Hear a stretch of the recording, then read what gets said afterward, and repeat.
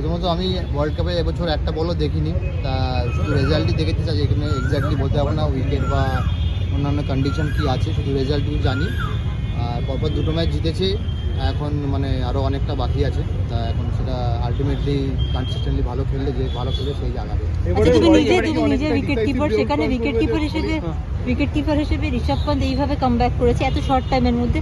Fitness তুমি জানো কিভাবে কতটা প্রিপারেশন লাগে? সেটা তুমি বলতে পারো যে ঋষভ পান্তের কামব্যাকটা ওয়ান অফ দ্য গ্রেটেস্ট, মানে স্পোর্টসম্যানদের মধ্যে যদি কামব্যাক হয়ে থাকে সেটা ওয়ান অফ দ্য ঠিকই বলতে পারি। আর তারপরে এসে আইপিএলে যা খেলেছে, আর এখানে দুটো ম্যাচে হয়তো ভালো স্কোর করেছে, এখন কীভাবে করেছে সেটা আমি জানি না, কিন্তু রান করেছে জানি।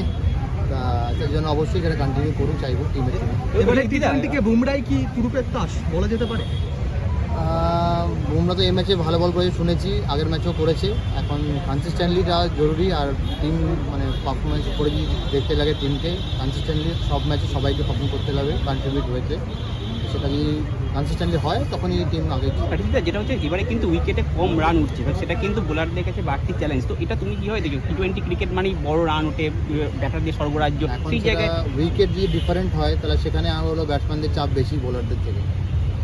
দাদা, বিরাট কোহলির ওপেনিং এবার অনেকে প্রশ্ন তুলছে যে ওকে 3 নম্বরে দেওয়া উচিত, রান পায়নি প্রথম দুটো ম্যাচে। সেক্ষেত্রে তোমার কি মনে হয়? আইপিএলের সময় কি তাই বলেছে তারা?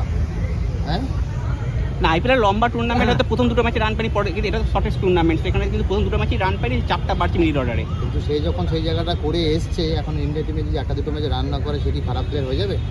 না, কম্বিনেশনটা কথা বলছি, তুমি কীভাবে দিই রোহিত বিরাট ওপেনিংয়ে এই আমার মনে হয় ঠিকই আছে।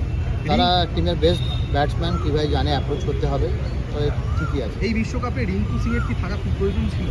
এটা সিলেকশনের জব, সেটা আমার জব নয়। আর বলতে পারো যে ও কনসিস্টেন্টলি ভালো খেলেছে, এখন তারপরে চান্স দেওয়া কি না দেওয়া সেটা রীতিটা